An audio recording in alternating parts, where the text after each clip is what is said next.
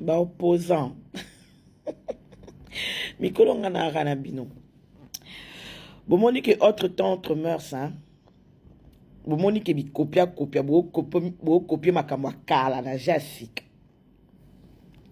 Ya lelu eza boye bolobi bat bakufa ki bat bazoka ki bake sela bino ba enquête bake luka biskani matangi eza biskani bato bolobi bakufa ki wana bazalaka wapi bato balobi bazoki wana l'état ye moko bazoki na marche opposition hein mais l'état bien zo prendre bango en charge on pesa bango soin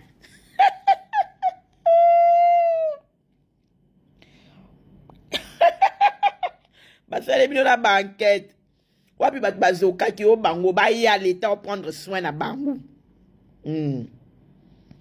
opposition marché c'est batu bazoki kuna l'état ye moko aya lobi ya bo marché ki lobi to mona ki ndenge bondongwana ki kuna to mona pe batu bazoka ki baza wapi ba ya l'état va prendre soin na bango batu bakufa ki baza pi l'état ke ko luke ska ba matanga ezali c'est batu bakufa ki baza ki l'état kundi omoni Félix Antoine Tshisekedi Tshilombo Fati Béton asabi no bui. Tout ça a un problème monté. Le 12 juin, il y a eu des incidents. On a allégué qu'il y avait des morts qui tournent aux chiffres, autour du chiffre de 3 morts. Nous avons demandé si vous avez l'adresse de leurs parents, de leurs membres de famille et autres.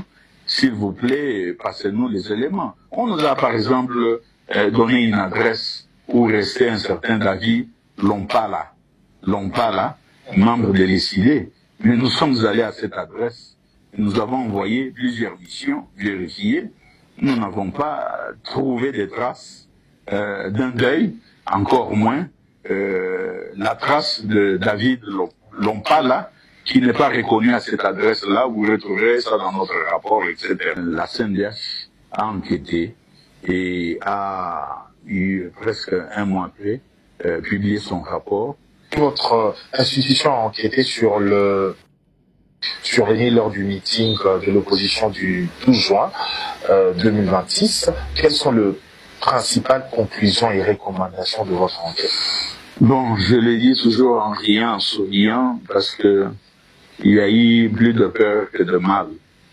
Et on a grossi à travers certaines allégations, ce qui s'est passé réellement le 12 juin. Qui est malheureux, malheureusement, on pouvait prévenir, on ne pouvait pas arriver à tout ça. Puisque le 12 juin, il y a eu des incidents. Des incidents dans le cadre de la manifestation qui était annoncée par, je crois, la coalition C64 et un encadrement qui a été mis en place de ces manifestants, cette manifestation, par le gouvernement à travers le gouvernorat et tous les autres services chargés d'assurer, de maintenir l'ordre, si vous voulez, public. Eh bien, la CNDH a enquêté et a eu presque un mois après publié son rapport. Le rapport est là, contesté par l'opposition, c'est normal. On ne pouvait pas s'attendre à autre chose et aussi prise en considération en termes de recommandations par les différentes parties. Eh bien, on a allégué qu'il y avait des morts qui tournent autour du chiffre de 3 morts.